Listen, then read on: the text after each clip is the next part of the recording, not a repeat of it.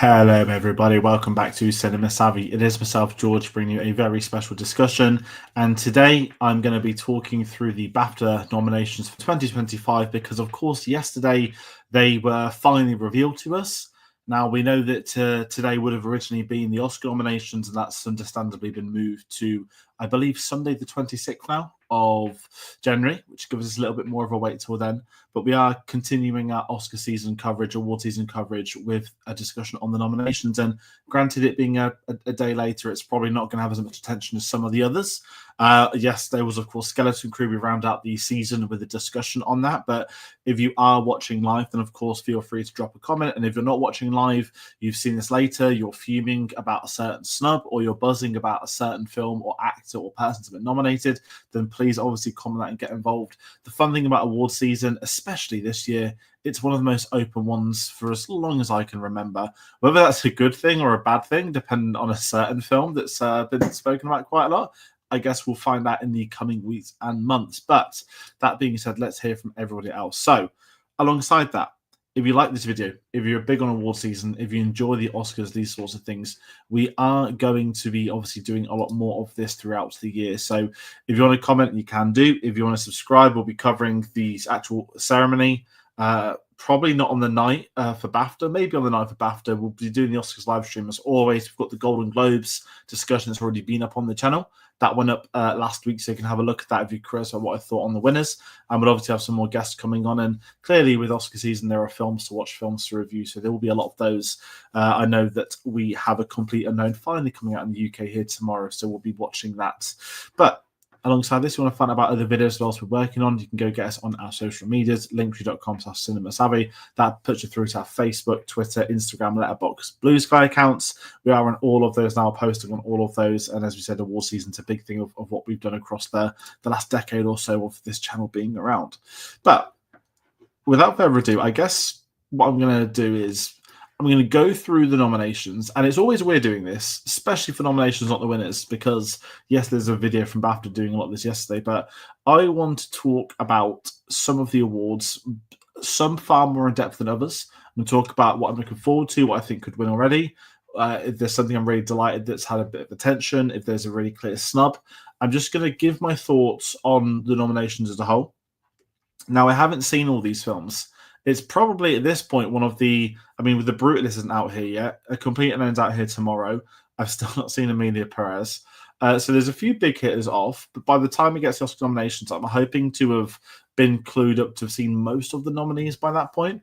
I guess we'll find out next Sunday, a week on Sunday. So that is my polite thing there. And also with BAFTA, you know, let's be honest, guys, like I'm British, so it's obviously the Oscars are the Oscars. They're still the biggest one, but I really do enjoy the BAFTAs. And I think BAFTA as an awards ceremony has somewhat differed from the Oscars. It feels a bit tighter in terms of how it's scheduled, how it's done. We've got David Tennant back as a host this year, who was amazing last year. And I actually think the awards the BAFTA hand out, it's a bit more, not necessarily exciting as such, but we get ones like Best Casting, we get Rising Star, we get The Fellowship, which I always enjoy every year. So I feel like BAFTA, whilst having everything it should have, has a bit more of an identity. I don't think there's excuses for Oscars at this point for not having certain ones like casting, like having stunt coordination, but I just think BAFTA offers a little bit more. And I've always enjoyed the BAFTAs for that. And it is the best precursor to the Oscars. I know some people prefer the Golden Globes, but really, to me, in terms of importance, it's Golden Globes, then there's a big gap, then it's BAFTA, then it's the Oscars. But I guess I'm going to talk about some of these nominations, and I'm actually going to kickstart with the BAFTA Fellowship Award, which is publicly announced who that's going to go to. It's going to go to Warwick Davis, which I think is an amazing candidate for this. I know, obviously, this award, given what happened a couple of years ago, had a bit of a tricky time. I know it came back last year, but I think if you're looking at the contribution to cinema, you can look no further than Warwick Davis, what he's done as an actor, the films he's appeared in. You're looking at things like Star Wars, you're looking at Willow, you're looking at Harry Potter, just to name it for the top of my head. His contribution to TV is also incredibly matched. But BAFTA Fellowship has always been about a bit more what more have they accomplished. And with Warwick Davis obviously being in Dwarf and what he's done for actors, not normal actors, the Willow casting agency, if anyone's aware of that, you can, if you're under 5 foot or if you're over 7 foot, you can partake. You can join that casting agency and you can get roles for that. And when we did the Harry Potter vid a couple of months ago, Paul Klein spoke really well about he'd like to see for certain roles in the Harry Potter reboot, maybe we use some more people from Warwick Davis' agency, given obviously he played 3 roles in that series, which I also don't mind. I loved him in that. I liked him in the new one, but I think for what Warwick Davis has accomplished, obviously with the passing of his wife last year, which is quite sad to read about. She's equally done as much charity work too. I think as far as the recipient goes, it's a real special one. I'm really happy, and I just wanted to talk about that. Maybe I'll talk about it again on the day when we've maybe heard his speech or whatever. But I just think it's something I want to talk about with the nominations with the fellowship. It's just a really important award for me, and I don't think the Oscars had anything like that. I know it's that logic of where do you start with an award such as this? And I always like the BAFTA just has never gone for the heavy hitters every year on loop. Yes, this person's had a career Oscar, this person's done that. I like there's a variety, and they've nailed it this year. So following that, I'm also going to talk about one of the awards I mentioned earlier, one I love, the BAFTA Rising Star Award. Now, this one's always been voted for by the public. It's open to vote now if you'd like to. We have 5 nominees: Marissa Ebeler, Gerald Jerome, David Johnson, Mikey Madison, and Aban Rizwan. For me personally, again, I've always liked this award because if you have a board one day, go look at the BAFTA Rising Star former winners on like Wikipedia or something. The caliber of actors that are continuously nominated, winning or not winning, and the careers they have all gone to have over these decades, it has become one of the best awards they do. And I like the fact the public are able to vote for it. It's never felt like a popularity contest as such. It's actually felt like the audience, the members are getting it right too. And for me personally, I can't look past David Johnson or Mikey Madison for this. If either of those two win, I'm great. Obviously, with it being BAFTA, with it being British, there's a little bit more inkling for it to go toward David Johnson, but these two are the standouts for me with this. I've got British short film, we've got The Flower Standing, Silently Witnessing, Marion, Milk, Rock, Paper, Scissors, and Stomach Bug. I've not seen any of those. I'm going to politely move on. British short animation, Adios, Mog's Christmas, Wonder to Wonder. Again, I'm not familiar with that. We've got Best Documentary. We've got Black Box Diaries, Daughters, No Other Land, Superman, The Christopher Reeve Story, and Will and Harper. Now, this is an interesting one. I don't want to call it Super Sashman, but the Christopher Reeve documentary, which was incredible, hasn't made it to the Oscars long list, which really caught me off guard. I thought it was a really powerful documentary. And as somebody that didn't know the story of Christopher Reeve, as somebody that hasn't seen his original Superman films, my knowledge of what he did for the industry in terms of as an actor and as an activist is so different to other people, and I was just completely blown away by the authenticity of a documentary such as that. We've had other documentaries that followed in the last year. We had some good ones like the John Williams one in terms of celebrity documentaries. We had the Roger Moore one over Christmas. So I understand normally they don't get attention when it's like documentaries about actors, but I'm really glad that this one has had a nomination. The Will and Harper one, obviously Will Ferrell's produced this as well, and it's looking at trans rights. That's interesting that that's been nominated too, because people aren't sure if that would be elsewhere, especially with obviously modern politics trying to avoid getting into those sorts of discussions. But the real standout for me down there is that the Chris Reeve Story is obviously nominated. I know most people think No Other Land's going to win, and it probably will, but it's great that that's had a nomination, and we're getting somewhat, considering its release here was way after America too. Like, I think it was on digital by the time it came out here in the UK, which is crazy. So it's even luckier that it got nominated to an extent. So, yeah, that's something I want to talk about. Best animated film, we've got Flow, Inside Out 2, Wallace and Gromit, Vengeance Most Foul, The Wild Robot. I'm fine with any of these winning. I mean, I loved Wallace and Gromit. I'm going to go for that BAFTA British bias again. I'd like Wallace and Gromit to win this. I think it probably will. And then we've got the other category, which is children's and family film. Now, this is an award, I will be really honest, I hate. I know there's amongst a few friends, there's a bit of confusion. Has this replaced animated film? No, it hasn't, thankfully. But the nominations are Flow, Kensuke's Kingdom, Wallace and Gromit, and The Wild Robot. So 3 out of 4 from animated. The only difference is just swapped out Inside Out for Kensuke's Kingdom. I don't have an opinion. I'm really honest. I think this award sounds awful. I think it's the first year they've done it. I just don't. Some people don't like the fact animated films are called animated films as their own awards. And I've always found that strange, because I don't think there's anything wrong with looking at it from a separate medium.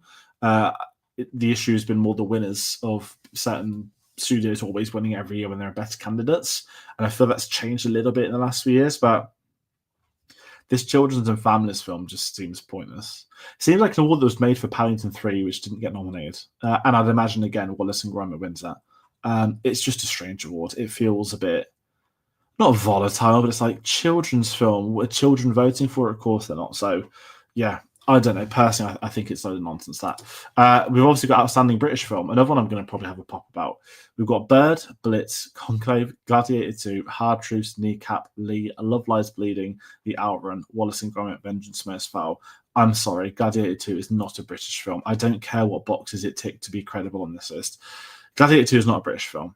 Personally, Love Lies Bleeding. I loved that film. I thought it was great. I thought Kate O'Brien was outstanding. I didn't realize that was a British film. It didn't feel like a British film either. Very strange. And then we've got Kneecap, which has had a great amount of nominations, which we'll talk about a little bit later. It's an Irish film. Yeah, strange. It's always strange, the Outstanding British Film Award. I'd like it to go to a British film. Not patriotic as such, but I'm the type that, not just saying give it to Wallace and Gromit again, but come on, for me, it's more about like British values and what's British cinema got to offer the rest of the world. To me, that's what this award means. And I don't like ones that are really illegible being in there. Again, for me, I'm looking at Wallace and Gromit. I think Hard Truths is a real high chance of winning that as well, especially Mary Jean Baptiste. So we've also got Best Film Not in the English Language. Sorry, I'm laughing because it's the first time I'm going to talk about it. All We Imagine Is Lights, Emilia Perez, I'm Still Here, Kneecap, The Seed of the Sacred Fig.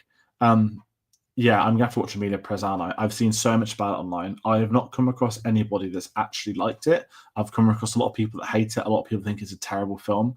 But and it's not an arrogant, no one I know dislikes it. Even when I'm scrolling on socials, I'm not finding anyone that's enjoyed it. I'm seeing it routinely mocked for being nominated for so many things on so many long lists. And now people are worried it's got a credible threat in award season, especially with what happened at the Golden Globes. I'm going to see it. I'm going to need to see it clearly. It's clearly going to get nominations. Obviously, you get 10 films at Best Film at the Oscars, so we can probably say at this point it's almost there. But I'm worried about watching it because I've just heard terrible things. And I'm trying not to set that film in my head, but I feel like it might. And even just the concept, I didn't really care for when it was said to me. I don't care respectively of the trans rights of it's about trans, I don't like it. No, I don't think it sounds interesting. Like an ex-hitman becomes a trans person and recluse. That's the only thing I know about the film. Personally, that just doesn't sound interesting to me. But I will obviously have to see it for this, which is, I'm fine in that Oscar season. Outstanding debut by a British writer, director, or producer. Now, these have been split up somewhat. The list I've got is my own doing, that I've got the names of the films rather than the nominees. Horde, which I know was for the director. Kneecap, I believe it was for the director. Monkey Man, I know it was Dev Patel. Santosh and Sister Midnight, Apologies Not Too Straw. I can't really advise on this. I've not seen them all, and I've been in a bit of an idiot from having that schedule up to date. Best costume design, we've got Blitz, A Complete Unknown, Conclave, Nosferatu, and Wicked. Nosferatu's got a lot of technical noms. I'm happy with that. I raved about it in my review. I'm actually gutted it's not been nominated for more, and it did pick up a couple of technical nominations. I'd imagine for something like this, they're not going to look past like how traditional these ones go. It's probably going to be Wicked, and Wicked had amazing costumes. Or will it be the period piece? Will it be something like Nosferatu? I don't know. I'm curious. Conclave, really? We're all wearing the same religious things. Okay. Best production design. The Brutalist, Conclave, Dune Part 2, Nosferatu, Wicked. The first mentioned Dune Part 2. I'm going to talk about that a little bit later. Hair and makeup, Dune Part 2, Emilia Perez, Nosferatu, The Substance, and Wicked. Now, I can't particularly remember how BAFTA likes to play hair and makeup, but normally the Oscars, was there a lead character in makeup? Yes, they'll win it. So you'd expect on paper, well, could Wicked win it because Cynthia Erivo's green? Could Emilia Perez win it for having the nature of the story? Nosferatu, you got Count Orlok. In my head, it's like the obvious winner, but then it's The Substance. You look at the last 10 minutes of that film and what they do throughout. The Substance probably for me, actually. But I'm really curious about this. I don't normally care for some of these awards. I'm not in a disrespectful tone. but this actually seems quite interesting for a change, and it could be a battle. Best sound, we've got Blitz, Dune Part 2, Gladiator 2, The Substance, and Wicked. Again, we know they go the historical ones. Me personally, I'd give this. I haven't seen Blitz yet, but I'd need to give this to Dune Part 2 because it should be sweeping technicals. Special visual effects, we've got Better Man, which has caused quite a stir this week. Lots of people are angry that this film was made because they don't know who Robbie Williams is. They're angry that the film had a $110 million budget. As somebody that is English, that knows who Robbie Williams is, that I'll be really honest, just doesn't care for him as a musician or person. I've not yet seen the film, but I've heard the film's really good, and I do want to see this film. And I just find the conversation around it bonkers. Like, people are fuming this film has been made, but they've never heard of him. I don't understand that. It's a very weird thing, but the logic that there's a monkey playing him is a really interesting pull. And I just think it's strange. People are very strange with what they do, what they talk about, and how they address these types of things. But the Better Man discourse has been really weird. And there's too many man films. We've had a different man. We've had Better Man. We've got Wolfman coming out tomorrow. There's been a lot in the last year. I clocked it the other day. It's very weird. Anyway, visual effects, Better Man, Dune Part 2, Gladiator 2, Kingdom of the Planet of the Apes, Wicked. Now, I give my 2 pence on this. Planet of the Apes did not win an Oscar when it should have. The circus trilogy, let's call it. And I know that Dawn lost out to Interstellar, which is very fair. I can't quite remember what War lost out to, but it is a crime that trilogy didn't get nominated for best visual effects. Now, I don't think the VFX was as good on Kingdom, but it was still exceptional. But from memory, it wasn't as good. It was the first film I've seen at the cinema in a very long time at that point. So I'm inclined to rewatch it. I'm not just saying Dune because it's Dune, but Dune should win. Wicked shouldn't. Wicked's visual effects are fine, but it just looks ugly, the film. And maybe that's because of the lighting. I don't know. If Wicked wins that, I'd be devastated. It really, to me, is out of Dune or Planet of the Apes. I know that Better Man is like an old render of a Planet of the Apes ape. I know that Weta did it. I know there's a articles line about it. In my head, I don't know why it's not disqualified. I know it's not the same. It's like a render that's been used in a different way, but surely the film with one ape monkey isn't going to beat the film, which is entirety ape monkeys. So to me, it narrows down to Dune now, Planet of the Apes. Original score, we've got The Brutalist, Conclave, Emilia Perez, Nosferatu, The Wild Robot. Love that Wild Robot got some recognition here. Love that Nosferatu got some recognition here. I haven't seen, obviously, Brutalist or Emilia Perez yet. Conclave score was outstanding. I said I've got a few more films to watch. I'll get there. Editing, we've got Honora, Conclave, Dune Part 2, Emilia Perez, Kneecap.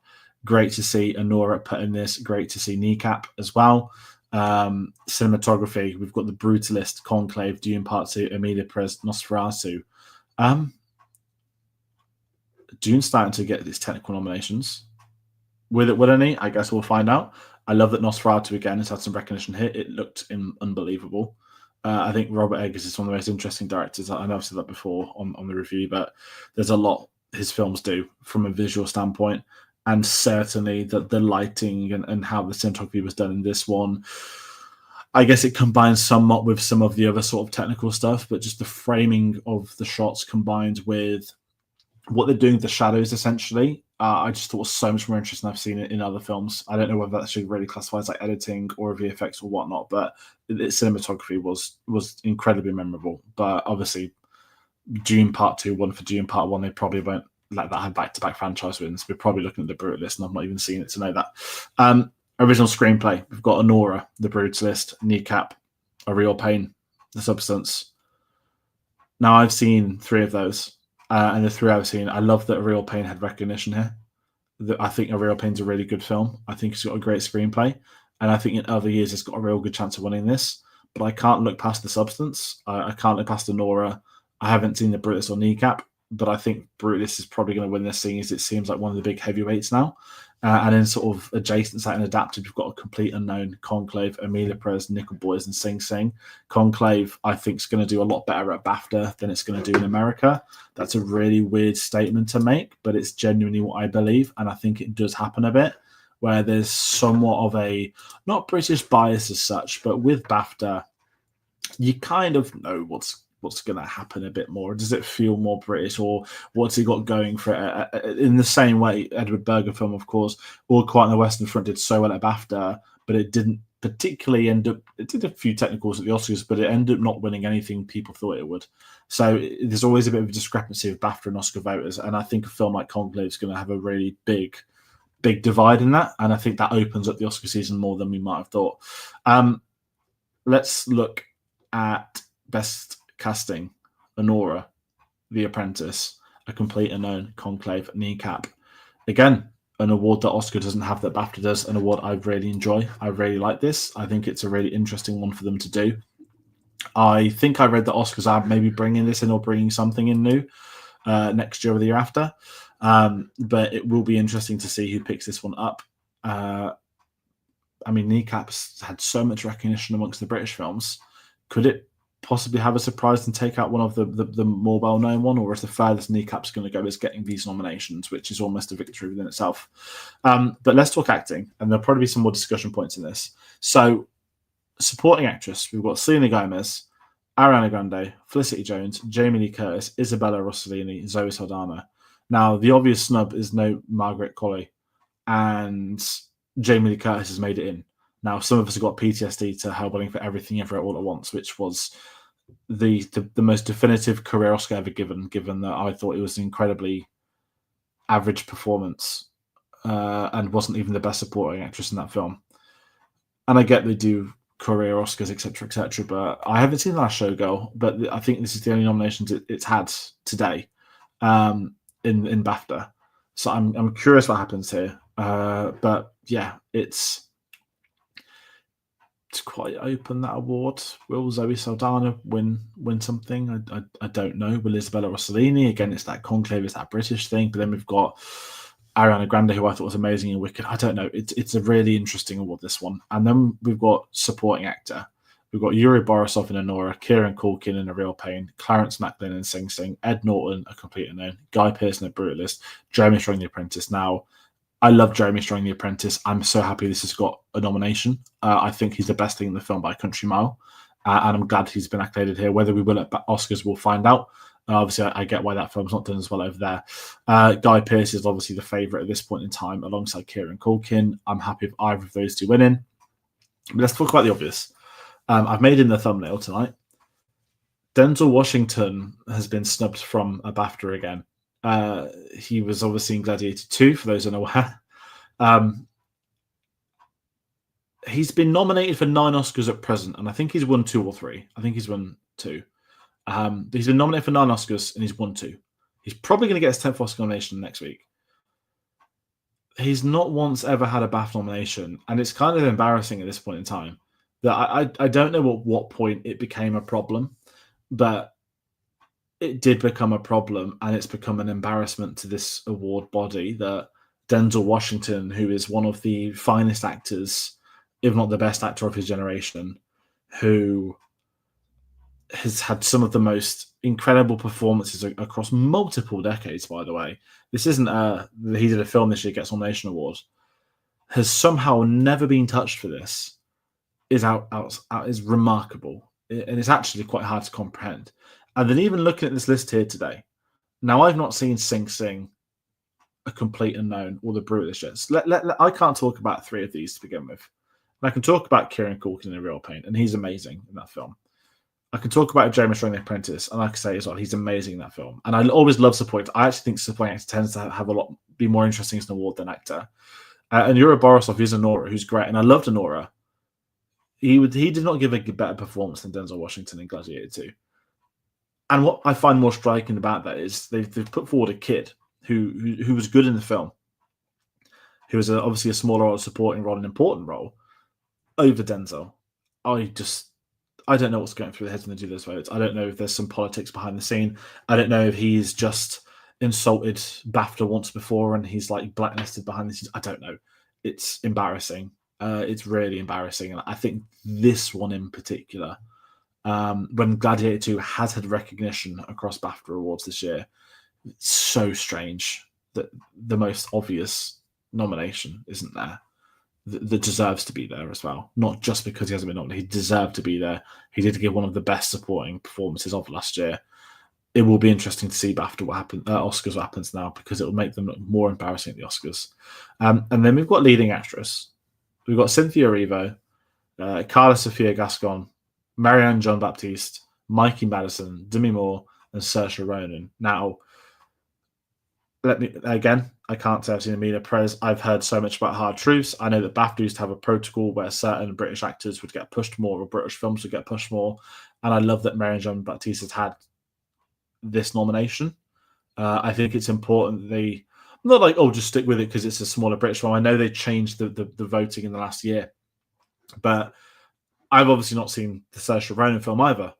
And I think that outruns where the big criticisms have come in for this nomination. Now, I can list a couple of the names who have been on the circuit everywhere. Nicole Kidman not being nominated, deemed a snub. Angelina Jolie not being nominated, deemed a snub. Fernando Torres not being nominated, deemed a snub. That's 3 big names.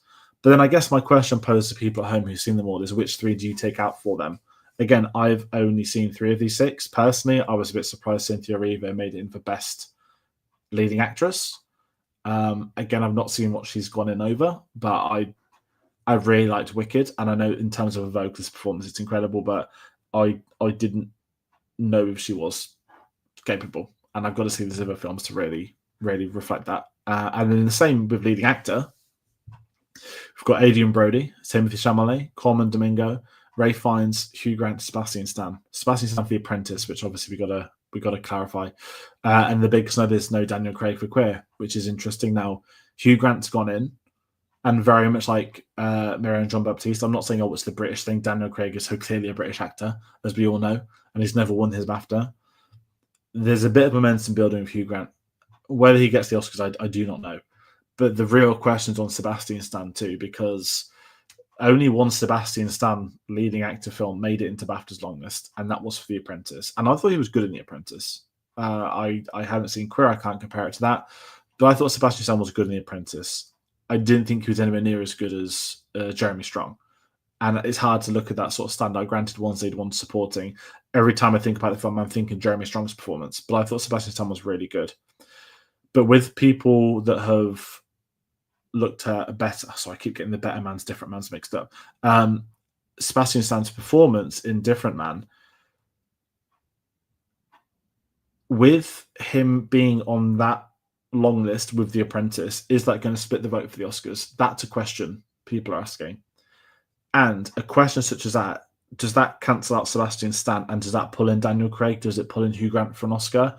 I do not know at this point in time. But it's really interesting that he could, in theory, 2 long lists might end up costing a nomination. As I said, it makes it exciting, and I enjoy that sort of fun with it. But the Daniel Craig stuff, it's really interesting. I love that Coleman Domingo has been nominated. I think he's an unbelievable actor. And obviously, we've got some heavyweights with Ray Fiennes, who obviously hasn't won an Oscar at this point in time. People talk about the career Oscar. BAFTA, obviously, British actor. What I said earlier, I think BAFTA's going to lean more towards Conclave than some of the other films. I actually think Ray Fiennes is going to win this BAFTA. That's my prediction early on.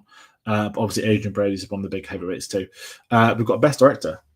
We've got Honora, Sean Baker, The Brutalist, Bradley Corbet, Conclave, Edward Berger, Denis Villeneuve for Dune Part 2, Emilia Perez, you've got Jacques Audiard, and The Substance, Coralie Fago. Buzzing that Denis Villeneuve's gone in. I shouldn't be buzzing because he should be the most obvious name on paper. But I guess that's really the power of when you release a film in March, not November, that it's a surprise that you get nominated for Best Director.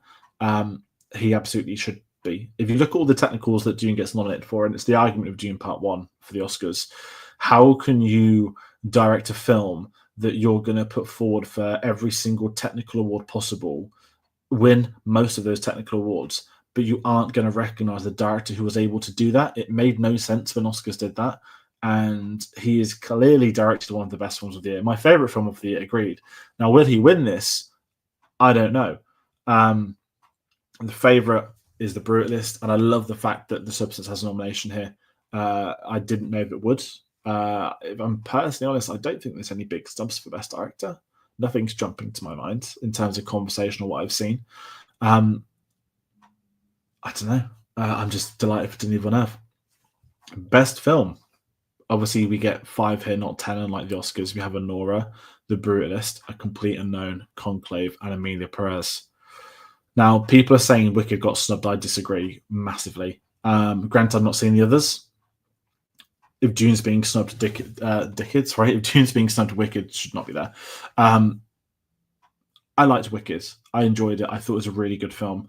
I didn't think it was in the top 5 best films of last year for me personally. I understand its reception amongst the musical, people that are fans of the book, fans of the musical, fans of Wizard of Oz, whatever you want to call it, and it's a great film. But if you're looking at the whole BAFTA Oscar comparison, Wicked is nowhere near as big internationally as it is in the States. That's been very clear. I don't want to talk box office on an award show, but it's done phenomenally at the box office as expected. But it's not the international audience that's carried that. And I think that's why at something like BAFTA, it isn't going to have that heavyweight status. Now, if this was going to be a 10-film list like Oscars, then sure, Wicked's going to be in there. But to me, it's not a snub, it's been missed. And obviously the conversations, the fear amongst others is Emilia Perez has been nominated again. People I've seen the Kang meme that the Avengers have about stopping Kang, and it's a picture of Ray Fiennes saying we need to stop Emilia Perez. I've seen Conclave memes about this. Everyone seems to be anti-Emilia Perez. Like, you need to group up to pick someone else to win. I think Conclave will win BAFTA, as I've kind of said throughout the video so far. The Oscars is going to be a separate ball game. They've got a different voting system. They vote on medians. What do people like the most? It's the least controversial. Now, will Emilia Perez do that? I've got the faintest idea. But I think the Oscars could have a very different award to this. And that's where I'm going to. I haven't really spoken about Norwich. I love the fact that Honora is the best film. Absolutely love that as well. And A Complete Unknown being here was a great one. But The Brutalist is, I guess, at this point, one of the big favourites too. But I just think at BAFTA, Conclave's going to.